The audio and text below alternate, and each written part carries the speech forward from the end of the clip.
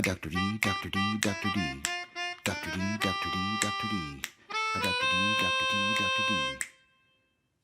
Explain stuff. Hey everyone, Dr. D here, and in this video we are going to be covering Chapter 7 from your Genetics Essentials, Concepts, and Connections textbook, 4th edition. This chapter covers bacterial and viral genetic systems, so let's go ahead and get started. Now, we're going to start with what are the advantages of using bacteria and viruses for genetic studies? Well, reproduction is rapid. Bacteria can divide much quicker than human cells, for instance, or eukaryotic cells in general. E. coli is known to reproduce in about 25 minutes or so. And again, compare that to eukaryotic cells, which can take hours and hours to divide. So reproduction is rapid. Many progeny are produced. In fact, with E. coli, you have exponential growth. And viruses as well. You can culture viruses. Viruses can infect cells in culture, and those viruses can replicate within the cells in the culture and reproduce themselves, or use the cells to reproduce, right? The haploid genome allows mutations to be expressed directly. So because there's a haploid genome, there's no complement, right? So if there's a mutation, even if it's a recessive mutation, it doesn't matter because bacteria and viruses are haploid. They are non-sexual reproducers. They have one chromosome, okay? Well, bacteria usually have only one chromosome. So if there's a mutation and there's a phenotype, you're going to see the phenotype. Asexual reproduction simplifies the isolation of genetically pure strains, right? So because there's no sexual reproduction, there's not as much genetic variability going on, and because of that, it's very easy to isolate what are called clonal populations of the same genetics. Growth in a laboratory is easy, requires little space. All you need to do is grow these bacteria up in broth or on a agar plate. You could even freeze them down in some glycerol to make stocks, frozen stocks that you could study at any time. The genomes are small. They're in the millions of base pairs as compared to the human 3 billion plus base pairs. Techniques are available for isolating, manipulating bacterial genes, not just bacterial genes, but viral genes. Genetic engineering is a thing, and we can do all kinds of tricks with the genomes of bacteria and take advantage of them and use what are called plasmids, which we're going to talk about plasmids to help with our manipulations as well. They have medical importance, and they can be genetically engineered to produce substances of commercial value. We already touched on that, right? We could use them to produce insulin, for example. So again, just a quick review. All prokaryotes are unicellular. This means they lack membrane-bound nucleus and all the other membrane-bound organelles as well. And remember, prokaryotes include the domains of life bacteria, also known as eubacteria and archaea. And don't forget, before I move on, replication occurs with binary fission. There is no mitosis that goes on with prokaryotic cells. It's a far simpler process called binary fission, where the singular circular chromosome is replicated, the cell elongates, a septum forms, and then you have two cells forming there.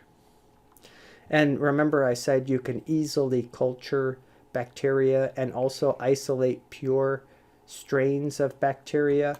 It's very simple, especially if you guys have taken microbiology. You know how easy it is to culture bacteria. You take a sterile tube with a sterile broth inside.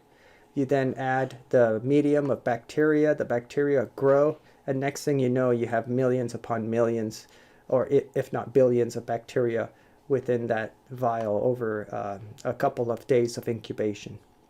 And then you can pipette some of that bacteria onto a petri dish, spread it out with the glass rod, and you can isolate pure colonies. Pure colonies meaning clonal populations. And you can use this to study for mutations. For example, you're looking for discrete colonies on agar, and the agar, we have different flavors of agar, right? We have different types of medium. So what you could do, for example, if you're trying to screen for bacteria that have endured a mutation or have become mutated for, let's say, the leucine gene, the ability to grow on leucine, you could grow a plate of bacteria. Okay, so you spread your bacteria on a plate. And again, what are you searching for? You're searching for bacteria that are mutant based on its nutritional requirement for leucine. Okay, so it's lost the ability to produce leucine and to grow in the absence of leucine. Okay, so the bacteria grow as colonies on this plate. You then do what's called replica plating, where you take a wooden block with a velvet material. You then just stamp on top of the plate here, and then you replica plate. You can plate onto a medium lacking leucine and a medium that is complete, like with leucine. And then allow growth to happen. And because you're using this block, this velvet, as a stamp, you're going to get the exact same pattern of bacteria on this plate as you do on this plate. Then simply what you do is look for what colonies grew on the leucine plus plate, because those would be both wild type and mutant bacteria would grow on this complete medium, and you would compare it to the incomplete medium, the medium missing leucine, and where you see a missing colony, that's indicative of your mutant colony. So then you would go ahead and pick this colony, culture it, and now you have your mutation that you want to study. So that's just one example of how you can easily screen for mutants using simple lab techniques with bacteria. Now, don't forget that the bacterial genome consists of usually one chromosome. And remember, it's a closed double-strand helix. It's a closed circle. Looks like a rubber band, right? It's circular DNA.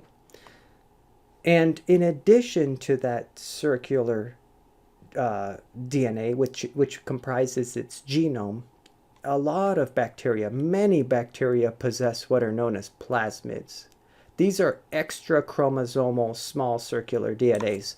So imagine if the genome itself is a giant circle, right, of like 4 million base pairs, then plasmids are small circles of a few thousand base pairs. And these plasmids, they replicate independently of the genomic DNA. It's like the genomic DNA. Remember, it's a circle. It has one origin of replication. It copies itself, and then you get 2 copies of the genome. Same thing. Independently of that, the little plasmids can replicate because they have their own origin of replication, and they replicate as well. So they can replicate independently of the genomic DNA. And they frequently have their own genes. There can be all kinds of useful genes on these plasmids. Genes that code for antibiotics resistance, genes that code for toxins. So the bacteria becomes, dangerous. It can form a deadly toxin. Genes for all kinds of things, right? And so, you got to look at these plasmids and study how they work, because when a bacteria acquires a plasmid, it gains new functions. Okay. Now, you can also use these plasmids for genetic engineering. You can add a gene into the plasmid, then add the plasmid to a bacteria. Now the bacteria has that gene. In fact, this is how they made insulin expressed in bacterial cells. Now, episomes are a type of plasmid that is capable of freely replicating and integrating into the bacterial chromosome. So these can integrate themselves into the bacteria's circular chromosome. So it becomes one. The episome and the bacterial chromosome become one. An example is the F factor, or F plasmid, for fertility plasmid. We're going to talk a lot about the F factor in a little bit. Now, just to give you an idea of how much DNA is packaged into a small prokaryotic cell, take a look at this. This is the bacterial cell in orange, and all this strewn about, it's like the bacterial cell spilled its guts, but instead of guts, all of this is chromosomal DNA. So you see how much chromosomal DNA is packaged into a tiny little space. It's like 1,000 times longer than this cell of DNA is packaged into this little cell. So you can imagine there's a lot of DNA packaged. But what would happen if you extended this DNA? That's right, it would be one giant circle. Plasmids, on the other hand, are small. Plasmids are small. So this would be like a plasmid, double-strand plasmid, right? And it's a much smaller piece of DNA, only thousands of base pairs usually instead of millions. Does that make sense? But they replicate independently of the genomic DNA. There's an origin of replication, and at that point replication begins in both directions. So you've got a transcription fork going in both directions. Replication of DNA is occurring in both directions until now you've got separation of the daughter plasmids here. Okay, so these are this happens inside of the bacterial cell. Now here's the F factor episome I was telling you about. The F factor, a circular episome of E. coli, and look at it. It has different types of genes on it. Here, these were the important. This is the important region, the important sequences. These are insertion sequences, and these allow the plasmid to insert itself, physically insert itself into the bacterial genome, making itself part of the bacterial genome. You also have these genes over here. These are genes that regulate plasma transfer into other cells. And then you have these genes. These genes control the plasmid replication. And then you have the origin of transfer location as well. And the origin of replication here. This is where the plasmid will start copying itself, making that transcription bubble. So let's do a quick concept check. Which of the following statements is true of plasmids? They are composed of RNA. No, remember it's double-strand DNA. They normally exist outside of the cell. No, not outside. They're inside the bacteria cells. They possess only a single strand of DNA. No, it's double-strand DNA. They replicate independently of the bacteria chromosome. Yes. Remember, they do their own thing. In fact, you can have, it's called high copy number plasmids.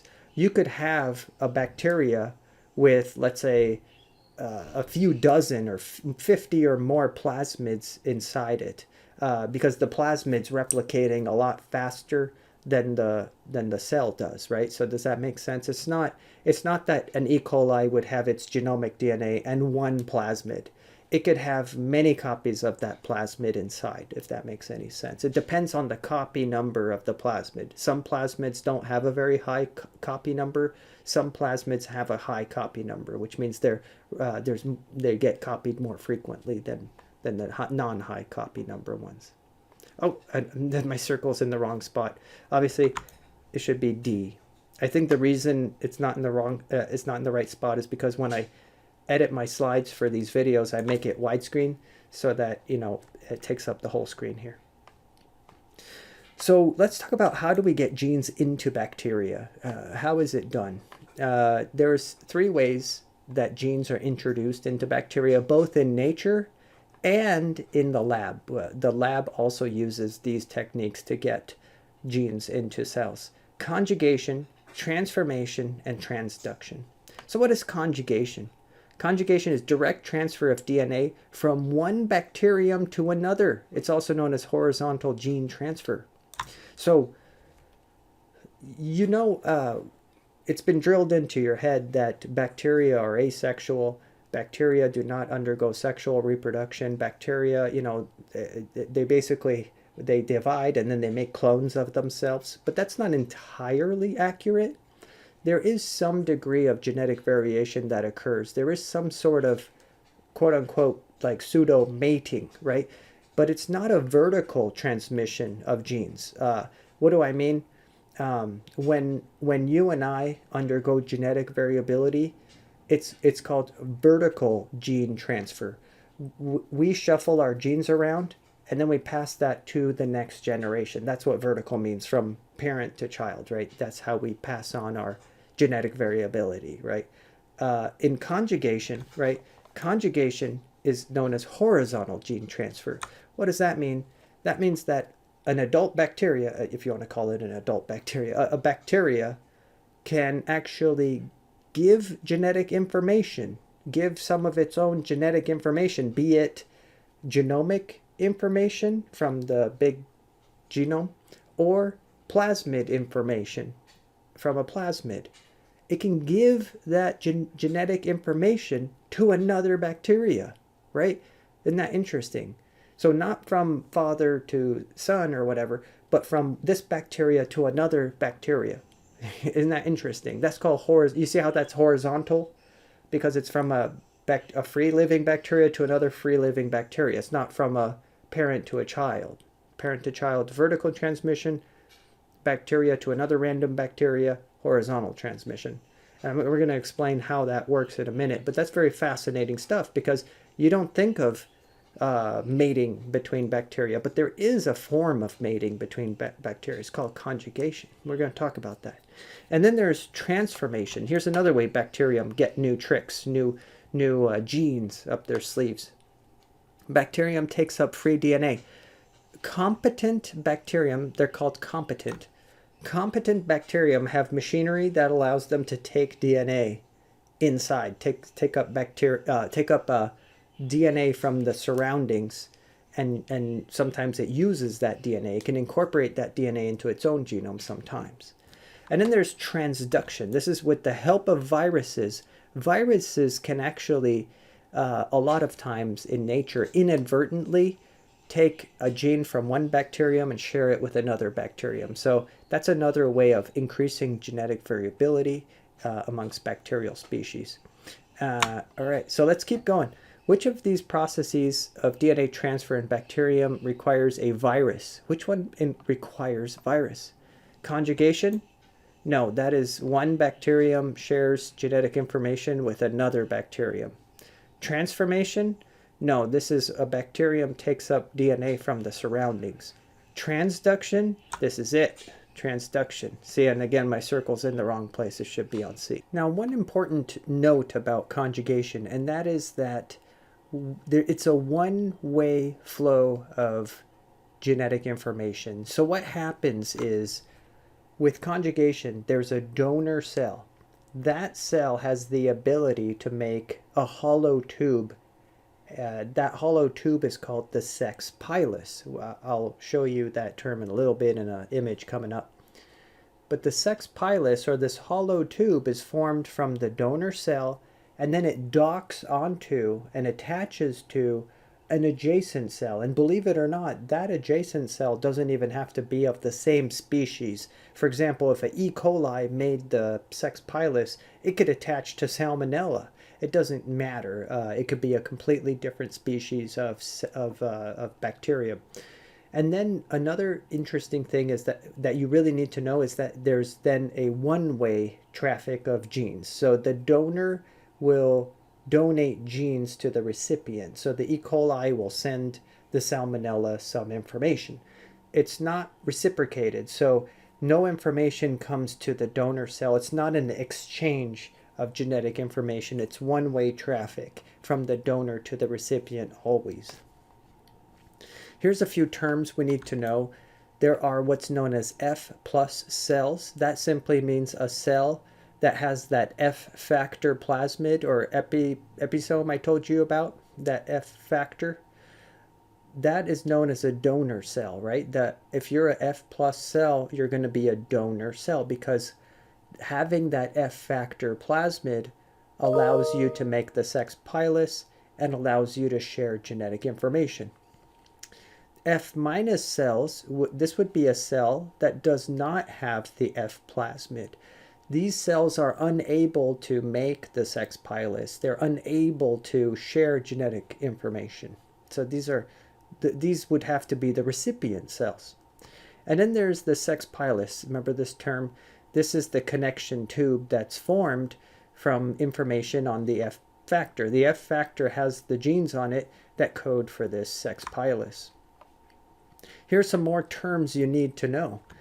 There are what's called HFR cells. HFR stands for high frequency of recombination, high frequency of recombination. And these are known as high frequency strains. This is when the F factor integrates itself, so that plasmid integrates itself into the donor chromosome. So imagine that little F factor, it somehow incorporates itself with that insertion sequence it has, and it incorporates itself into the host genome. So now it becomes part of the host genome. So again, if you have a bacterial cell and the F factor has inserted itself into that genome of that bacteria, now you don't call it an F plus cell anymore, you call it an HFR cell. And then there are what's called F prime cells. F prime cells. This is when an HFR, remember HFR, we just defined that. So you've got the genomic DNA with the F plasmid that has integrated. What if that F plasmid excised itself? That F plasmid left the host genome. And maybe it can take with it some of the host genes. Right? It could take some genes with it, right? That's what F prime cells are. It contains F plasmid carrying some bacterial genes. How can that happen? Well, imagine an HFR cell where the F factor excises itself. It removes itself from that genome and it takes with it a bacterial gene or two, right? So let's look at conjugation up close. Again, you have a donor cell and a recipient cell. The donor cell has to be either an F plus cell or an HFR cell. And that bacterial cell will make a bridge called the sex pilus and then exchange information. Is there a mutual exchange? No, it's a one-way exchange. It's a one-way transfer, you could think of it. A one-way transfer of genetic material. And then the recipient can then integrate that DNA, and now you have what's known as a recombinant chromosome. Here's an image. This is likely a scanning electron micrograph of one bacteria conjugating with another, and there you can see between the two, that's the sex pilus that forms. And remember, one of these bacterium coded for the sex pilus, and then the sex pilus attaches to an adjacent bacterium. It can be either of the same species or a different species, and then there would be a one-way trafficking of genomic information. Here's the concept of transformation. Remember, this is not conjugation anymore. This is transformation. Remember, some bacterium are able to take naked DNA from the surroundings and incorporate that and bring that DNA inside of the cell. These are called competent cells, by the way. Remember that term, competent cells. Competent cells have the machinery that allows them to bring naked DNA into the cell. And then once the naked DNA is inside the cell, there's recombination that can happen to form your recombinant chromosome. And then this is transduction. This is the third type of how to introduce new genes into a bacterium. This is when a virus infects. This would be a bacteriophage, right? Because you know what? Bacteriophage are viruses that infect bacteria. Here is a bacteriophage. It's going to inject its genome into the this bacterium, this this unfortunate bacterium, and then that causes the host genome to become degraded. The host genome becomes degraded, and then new phage are formed. The phage takes over the bacteria. The ribosomes inside of the bacteria produce new viral capsids, I should say, and viral genomes. And then there's packaging of new virion, and then lysis, right? Lysis, where the viruses leave the cell. And now, look at this closely. What happens sometimes is the virus can take up bacterial DNA. So kind of on accident, the viruses can take some of this bacteria host DNA inside. Instead of just viral DNA, it can take some bacterial DNA. And once it infects an adjacent cell, now it can introduce that bacterial genome piece from this bacterium, from the previous host, into the new bacterium, and now the new bacterium can become a recombinant. So you see what happened? Because of viral infection, the virus inadvertently shared genomic information between two different bacterium. Now let's take a close look at what happens when conjugation occurs. This is a close look at conjugation, and this is conjugation with an F factor. Remember that plasmid, the fertility factor? By the way, F factor stands for fertility factor. So you have a bacterium. This is the donor, F+. They call it the F+ cell because it has the F factor plasmid, and of course it has its own genomic DNA. This bacterium is going to share information with this recipient. This is an F- cell. So what happens? The sex pilus forms. Then through a process known as rolling circle replication, you don't need to know that, the DNA is copied and moves in a one-way direction into the recipient. The recipient builds the complementary copy of the DNA, and now you have two cells. Now, keep in mind, this recipient now has a copy of that F plasmid, so now this recipient has gone from a F- cell to technically an F+ cell. So this recipient now has the ability to form its own sex pilus and share information with another cell itself. We touched on these. Now, what happens if after that, what I just said, after the sharing, where you have two F+ cells, what happens if the F factor goes ahead and inserts itself? Remember, it has IS sequences, insertion sequences. What happens if the F factor inserts itself into the bacterial chromosome? Well, now you have a recombinant chromosome, right? And the F factor is now part of the bacterial chromosome. This is known as a HFR cell, high frequency recombination cell. Again, remember the F factor is capable of insertion into the host genome. Now let's take a look at this. How do HFR cells conjugate? HFR cells can conjugate. Here's a recipient F- cell. Here's your HFR cell with the F factor and then the bacterial genome. Sex pilus forms, rolling circle reproduction, replication. The chromosome, look, here's something interesting you need to know. Let me zoom in on this part. The F factor kind of splits in the middle. The F factor doesn't split at the very end.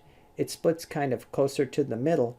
So the first this half of the F factor goes into this recipient cell, and then starts to, the recipient forms the complement to that F factor, and then also any genes that come along will also be incorporated into the recipient. You see this green color here? That's a transferred DNA strand with genes on it, and usually what happens is conjugation ends. Conjugation breaks off, the sex pilus breaks off before the entire chromosome can be transferred. Does that make sense? So now the host, the new recipient has got a fragment of the F factor and a fragment of this donor genome. You see that? So you've got part of the F factor, not all of the F factor, part of the F factor, and then a part of the genome as well. And if there's any areas of homology, that will induce this insertion, and part of the genome from this bacterium will exchange into the recipient cell. So now you have a recombinant recipient cell. However, the F factor gets degraded, you see, because you remember you didn't transfer the whole F factor, you just transferred part of the F factor. So the F factor gets degraded, and the only thing left behind is a little bit of information, maybe a gene or two or three, some genetic information from that original donor. Does that make sense? So this is technically still an F- cell, and that's what I want you guys to understand. In mating between HFR and F- cells, the result is an HFR and F- cell, right? This does not become an F+ cell. Now, here's the thing. On rare occasions, this will become an F+ cell. This will become an F+ cell, but that's only if this sex pilus doesn't detach, and somehow the entire genome, all like 4 million base pairs, gets copied into the partner, into the recipient. Does that make sense? And that very rarely happens. So usually the result of HFR F- conjugation is an HFR cell and an F- cell. And on very rare occasions, you can end up with an F+ cell. And then do you remember what happens when an HFR cell has its F factor excised? Here's what happens. Look, here's an HFR cell with its genome. And remember, the red part is the F factor, which has integrated itself into the genome. And then, you know, this purple spot here, it represents, the, let's say, the lactose gene or lac operon or something like that. So basically a genome, the part of the genome of the host. Here's what can happen. There is an excision event happen. Excision. You see, the F factor will excise itself, and it will take this lac gene with it. You see that? So you take the lac gene. That was part of this donor's genome. So the F factor excised itself from the genome, but it took with it part of the genome. This is now called an F' cell. F' cell. And then the F' cell is free to conjugate with an F- cell. And that's how you end up with two F' cells. You can end up with two F' cells. And both of these will now have a copy of that genomic lac gene. So again, let's talk about some of the characteristics of E. coli cells with these F factors. This is kind of a review. An F+ type means the F factor is present as a separate circular plasmid, and in conjugation, these cells are donors. An F- cell means the F factor is absent, and these cells are recipients. An HFR cell type means the F factor is present, but it was integrated into the bacterial chromosome. So it is now part of the bacterial chromosome. And in conjugation, this is a high-frequency donor. That means they donate all the time. They form those sex pili all the time. And that F' cell present as separate circular plasmid carrying some bacterial genes. And these are donors. And again, why do they carry some bacterial genes? Usually because they used to be HFR And when they excised back into an F plasmid, they took with it some of the host genome. And then what are the results of conjugation between cells of different types of F factors? Well, if there's an F plus cell crossing with an F minus cell, don't both of them become F plus? Yes. HFR crossed with F minus, one remains HFR and one becomes F minus. One becomes F minus. No change, right? One not becomes F minus, I should say stays F minus, right? Now, what's the exception? You see this asterisk here? Rarely, if F minus cell becomes F plus in an HFR F minus cross conjugation, and that happens if the entire chromosome is transferred during conjugation, which is rare. Okay, rare. And then what happens during F prime and F minus? You end up with two F prime cells. All makes sense, hopefully. So again, conjugation between an F plus and an F minus usually results in, drum roll, that's right, two F plus cells.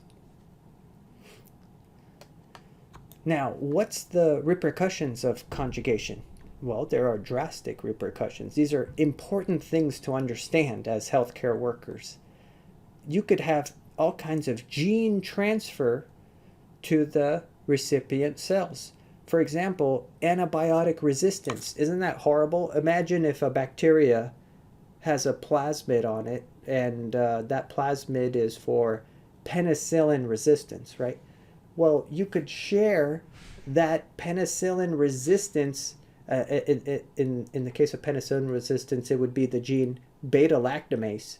You could share that gene with the recipient, and now the recipient is going to be penicillin resistant. Isn't that terrible?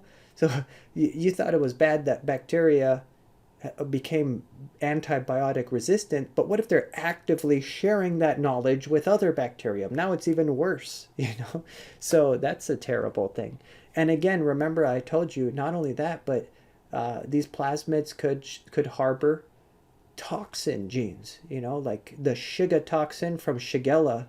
That's one of the ways that this toxin, this dangerous toxin that causes dysentery, bloody diarrhea, can be shared with other bacterium, and then harmless strains of E. coli, for instance, are suddenly giving people bloody diarrhea and killing people. Well, it's because some bacteria, like Shigella, was able to share its gene with a harmless strain of E. coli. Now that strain of E. coli is, a dangerous strain of E. coli, for instance. So our plasmids have evolved in the past 60 years since the beginning of the widespread use of antibiotics. And now the more and more strains of bacteria and species of bacterium are getting resistant to antibiotics due to this, the sharing of antibiotic resistance genes. And the transfer of our plasmid is not restricted to bacteria of the same or even related species. Again, conjugation can occur with different species. It doesn't have to be one E. coli to another. Okay, so let's move on to transformation. Remember, this is take-up of naked DNA from the environment.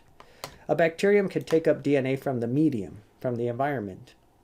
And then, as a consequence, recombination can occur between that DNA and the host genome. So now that DNA it randomly took up from the environment could actually integrate itself into the bacterial genome, making a recombinant chromosome. Remember, for this process to work, you need competent cells.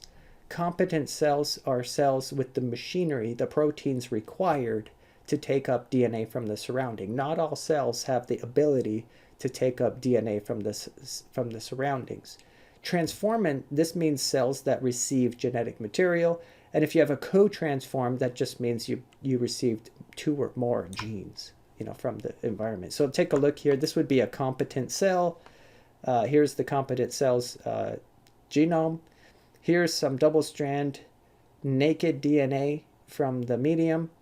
The competent cell is able to import that DNA import one strand of the DNA, and then there's exchange that can occur if there's some areas of homology, some homologous regions between that strand of DNA and the host genome.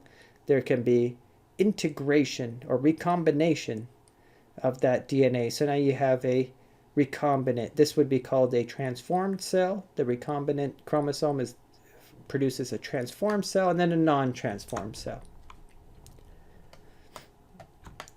Now remember, bacterial genomes are only about 1 to 4 million base pairs, and then horizontal gene transfer is those genes that are passed between individual members. And this is why bacterium are important model organisms. Remember, we had an image like this for the fruit fly. Bacteria are also very frequently studied in the lab, and again, so just a quick rundown of why. Some of the advantages are their small size, rapid reproduction, easy to culture, small genomes, like I said, 1 to 4 million BP, mutations that are available, and then many methods of genetic engineering. You could put a plasmid in there, they could take up naked DNA, you could make stable cell lines with recombinant chromosomes, you could make transient cell lines. I mean, they could express proteins you want them to express, and then you could purify those proteins and then do experiments with those proteins, or you could like manufacture proteins and bottle those proteins. You can do so many cool things with E. coli. Stats, you know, I like this. It's almost like a video game. Advantages, stats, you know, it's pretty fun. Stats, bacteria, small, anatomy, single cell, creature, habitat, you know. Well, if this is E. coli, intestines of warm-blooded animals, genome, chromosome, one circular chromosome, 4.64 million base pairs, 4,300 genes. 8% of those genes are common with humans. That's kind of neat. Genome was sequenced in 1997, and the average gene size is about 1,000 BP. Contributions to genetics. What have we learned with the E. coli? Gene regulation, molecular biology and biochemistry of genetic processes such as replication, transcription, translation, recombination, gene mutations, gene structure, organization in bacteria, workhorse of the recombinant DNA. It's amazing. We've learned so much from E. coli, and you know, it's a frequently used tool, genetic model organism in the lab. So before we move on with viruses, let's take a quick little break time with Gizmo and Wicket, and we'll be right back with more.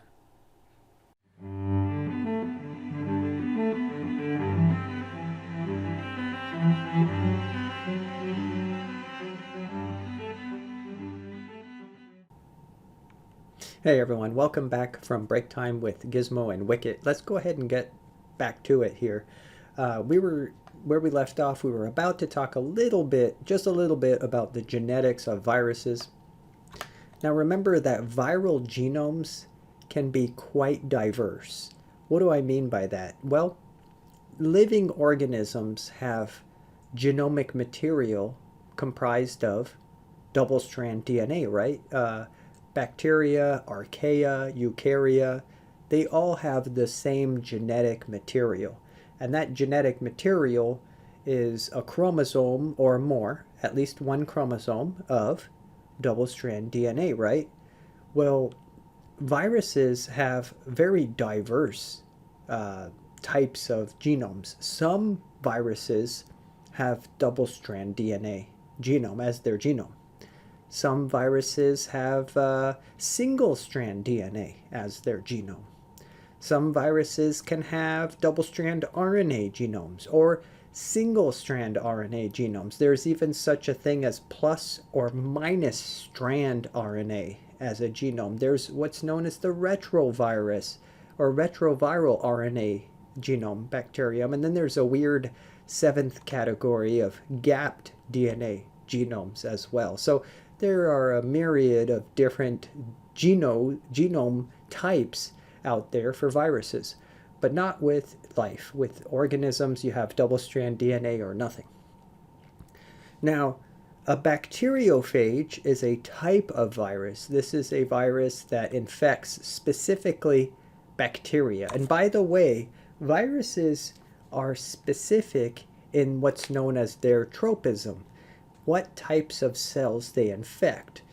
Viruses can be very, very specific in the types of tissues they infect or types of species of bacteria they infect. Viruses are not known for just infecting any and all things. So for example, a specific bacteriophage might infect a very specific species of E. coli, right? Does that make sense? Not only that, but maybe a strain of E. coli. There are bacteriophage out there that can only infect a particular strain of E. coli. Does that make sense? And then there might be a different bacteriophage that can infect a different strain of E. coli. That's how specific these viruses can be for their hosts. You see it with eukaryotic viruses as well. With different viruses, like let's say COVID right now, we're talking about COVID. It infects humans, but it can also infect some animals. But not just any cell in your body, it specifically targets the respiratory tract, right? Parts of the respiratory tract. And then there might be other viruses that infect a specific species of animal. There might be a virus that infects a different organ in your body or a different tissue on your skin or just the genital region or only in the throat region, like strep throat, for instance. So viruses infect specific target tissues. And it all depends on the tropism of the virus. Can the virus stick to the cell, right? This is all very important. It's called adsorption. If the virus can stick to the cell, the virus can infect the cell. But luckily for us, not all viruses can stick to our cells. Now, once a bacteriophage infects a bacteria, there are two life cycles that it can follow. Either it can be straight up virulent, a virulent phage, which means reproduce real quick, destroy the cell or lyse the cell, break it open, and exit the host and kill it, right? Then the other option some bacteriophage have these are called temperate phage. This is where the viral genome, known as a prophage, the genome integrates itself as a prophage, a gene or I shouldn't say a genome into the genome of the bacteria. The genome of the virus integrates itself into the genome of the bacteria as a prophage, and then just exists inside of the bacteria. The bacteria goes about business as usual, eating, dividing, eating, dividing. All the while, this prophage genome from the virus is also being replicated because it's now part of the host genome. Very interesting stuff. So let's take a look at both of these. We're going to take a look at virulent phage and temperate phage. So these bacteriophage kind of look like this usually. They look like lunar landers. This would be a T4 bacteriophage. This is the type of phage we're talking about. So look here. Let's start with point 1 here. There's a host cell, let's say E. coli cell. And then you have the host genome. This is the host's chromosomal DNA. Now you have let's say a T4 phage, a bacteriophage, attaching to the surface of the bacteria. What happens usually with bacteriophage is the capsid, the protein part of the phage, remains outside, and only the double-strand DNA is injected into the cell. By the way, with bacteriophage, usually the genome of bacteriophage is double-strand DNA. Fun fact. So now look, what do you have? You have the viral genome inside of the cell. And then if we enter what's known as the lysogenic cycle, which is only available to temperate phage, remember temperate phage, the lysogenic cycle is only available to temperate phage. What happens is the viral genome integrates itself, it inserts itself into the host genome as a prophage. So prophage means viral genome that has inserted itself into the host genome. And then remember what I said, the bacteria can just divide and divide and divide and go about its merry way. And the viral genome is being copied every time. Now, if things go bad, and by bad I mean, let's say there are stressors on these bacterial cells after a while, stressors like UV, chemicals, lack of nutrition, etc., that could signal to this prophage DNA that it's time to get out. And what happens is that prophage DNA at that point can excise itself, remove itself from the host genome, and then that could trigger the lytic cycle. Lytic cycle. Remember, some bacteria can only do the lytic cycle. So now you have the excised DNA. The excised DNA can facilitate host DNA digestion. And then the ribosomes inside of the bacterial cell can make more of the phage proteins, phage capsid proteins. You can have more production of the phage DNA as well, that phage the phage genome. Then you have what's known as packaging, an assembly. And after assembly, there's lysis and destruction of those bacterial cells and release of those new bacteriophage so that they can infect the next cell and so on. So again, remember this here. Virulent phage are only able to do the lytic cycle. Temperate phage can do both cycles. See, virulent phage can only do this red cycle, the lytic cycle, so they're highly destructive. Temperate phage are able to do both cycles, so they can get into the bacterium, lay low for a while, and then induce lysis once the conditions are met, the bad conditions are met.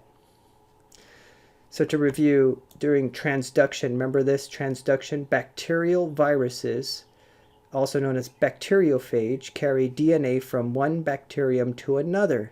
See, when the assembly is going on, during assembly, sometimes bacterial genomes can be packaged. And if that's the case, then on subsequent transduction, subsequent infection, those genes can be shared with other bacterium. And if recombination occurs, then you can have a new strain of that bacterium.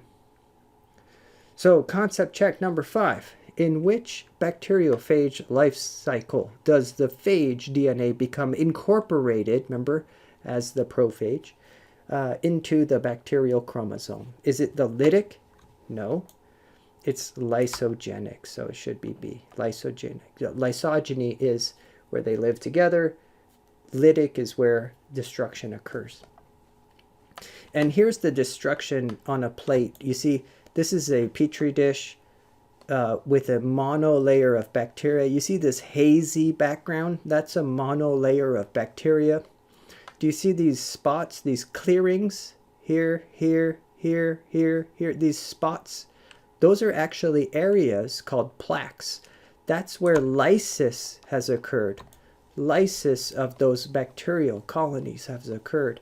And the viruses have released themselves from that spot. And the bacteria lysing has left a clearing in the layer, in the monolayer of bacterium. You're going to do this experiment when you go to microbiology class. So again, during transduction, you can have genes transferred from one bacterium to another. Again, how? Bacteria are infected with a bacteriophage. Here's the phage DNA. The bacterial chromosome is fragmented. Bacterial chromosome is fragmented. Then you have assembly with new phage. Look, some of the phage get the host genome fragments. Some of the phage get bacteriophage genomes. Then there's lysis.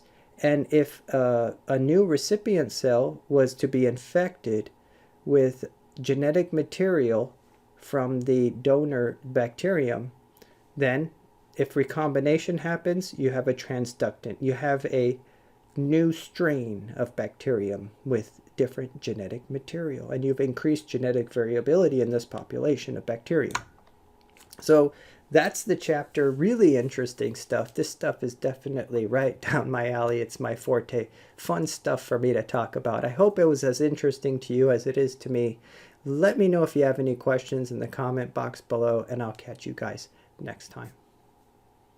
Dr. D, Dr. D, Dr. D. Dr. D, Dr. D, Dr. D. Dr. D, Dr. D, Dr. D. Dr. D, Dr. D, Dr. D. Dr. D, Dr. D, Dr. D. Dr. D, Dr. D, Dr. D. Dr. D, Dr. D, Dr. D. Dr. D, Dr. D, Dr. D.